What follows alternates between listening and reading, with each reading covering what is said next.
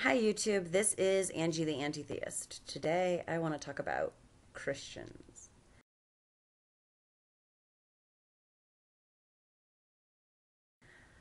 I think when we atheists look at religious believers, I'm going to just go with Christians because in this country, the US, they are most dominant both in political power and in sheer numbers.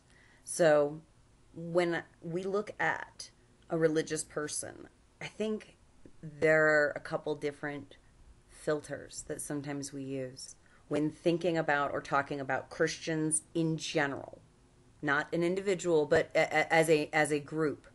I feel like there's almost a tendency to treat them monolithically, as if all Christians, all of them are creationists, or all of them are anti-abortion, or all of them are opposed to gay marriage.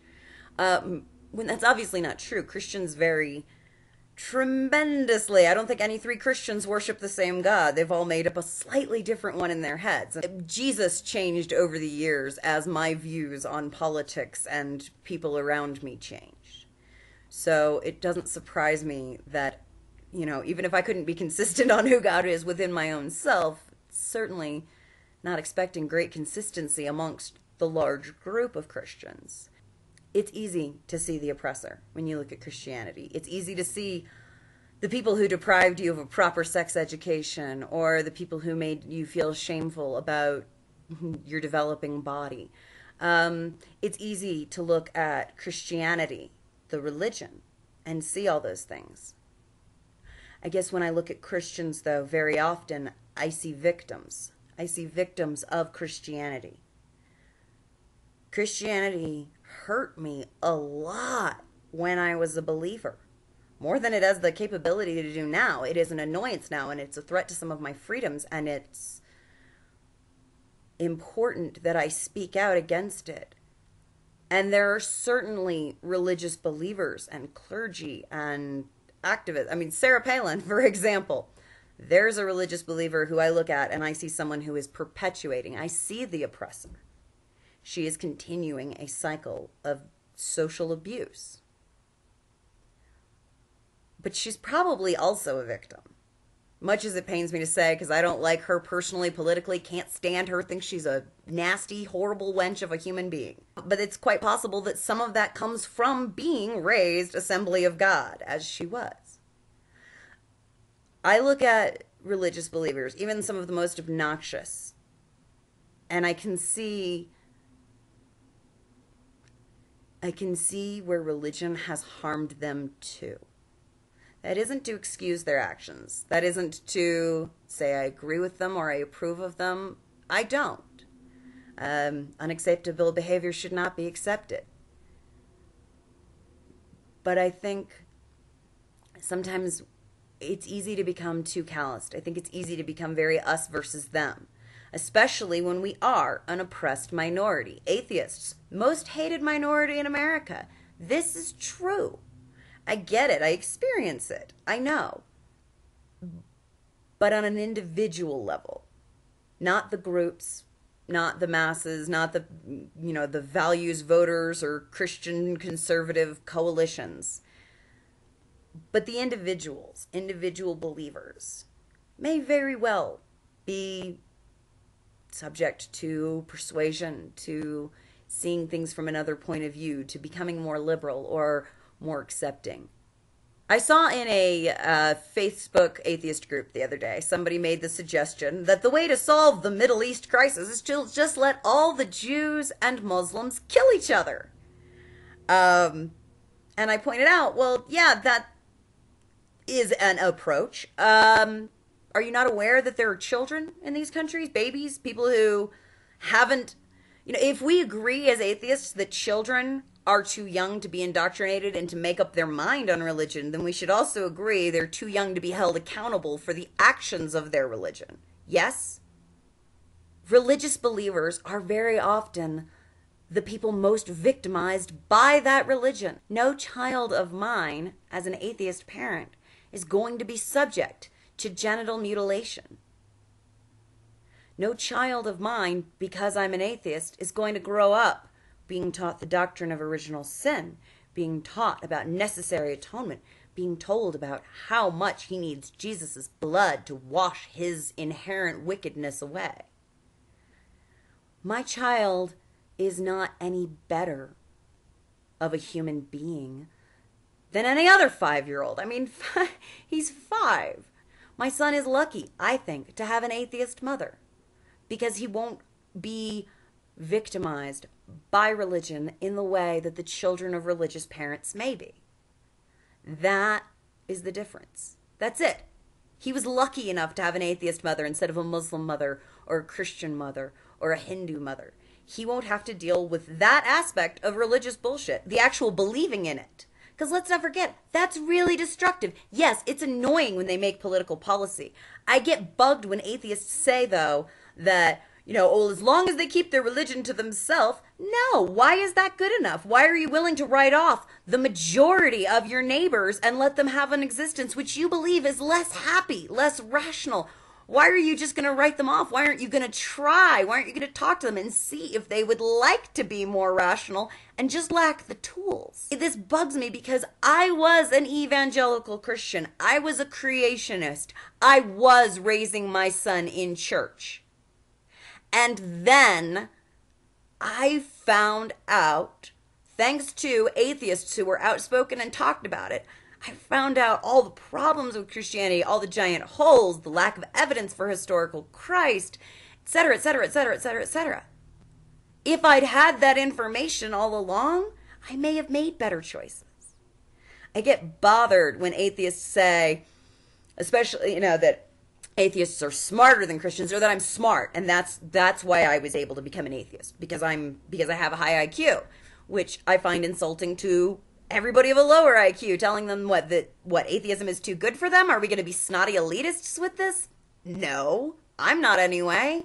And I don't think that a great degree of intelligence is what I needed. I needed some facts.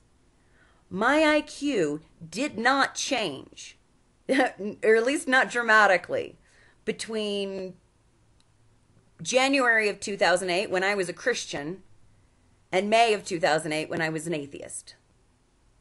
That didn't change. Yes, overall, there's a new recent study that everyone's been very happy about from a few months ago. At the London School of Economics and Political Science, they correlated a data of behaviors and IQ and found that in general, overall, on average, people with a higher IQ are more likely to be both atheists and liberals than people with an average or lower IQ, who are more likely to be Christians or conservatives. This does not, however, mean that every atheist has a higher IQ than every Christian. Nor does this even mean necessarily that intelligence led to their atheism. It doesn't. Correlation is not causation. This is interesting, and even still, the spread is not. It's statistically significant, but it's not large. It's 6 to 11 points of an IQ scale. This is noticeable, but it's not huge. An individual person may test with more than a 6-point difference in their IQ score over time if they take a test and then take it again in 10 years. I don't know which IQ test was administered. I don't know how it was administered. What I'm saying is, this information, it's good to file away under, It's good to do more research and find out more. But it is not good to make assumptions and stereotypes based on this information as if it were solid, more solid than it is. My mother has a PhD. My mother was in Mensa. My mother is a genius by all accounts. IQ, intelligence, is over here. Delusion and reality scale, I don't think is the same scale. My grandmother was a genius. My grandmother was brilliant. She was incredibly smart. She was quick-witted. She was rhetorically brilliant. She was charismatic and captivating. And she was batshit crazy. Sanity, intelligence. They're two different scales. So someone can be quite bright and quite insane. Likewise, someone can be very average or below average of intelligence, but still very sane. I didn't get 10 IQ points smarter the day I became an atheist. I did, however, learn several facts that led to my atheism. What I needed was information. That's what I try to provide. I try to provide information to Christians through their own Bible, through logical arguments that they're familiar with and can agree with, through real world examples that they can identify with and feel empathy towards. I find these to be effective means. I've had several deconversions this year since I started making YouTube videos, of which I'm very proud of, and for which I'm very happy. I'm glad that I helped someone have a more rational, more sane life. It doesn't guarantee a happier life. It doesn't guarantee a smarter life. But it gives them something that I wanted, and when I had it, my life was better. And so I hope to do the same. I hope to pass on the knowledge, the information, the facts necessary to help someone see the holes in their religion, the immorality of the Christian God, whatever it takes, within reason. I don't want to give up on the majority of the people around me because I somehow think that I'm smarter. I don't want to give up on their chance of happy, sane, logic-based life. And I don't want to forget to feel for them. Religion is a terrible thing. It is crushing and power mad and very often misogynistic and evil. And I don't like religion at all, but I think the people most often most victimized by religion are the religious.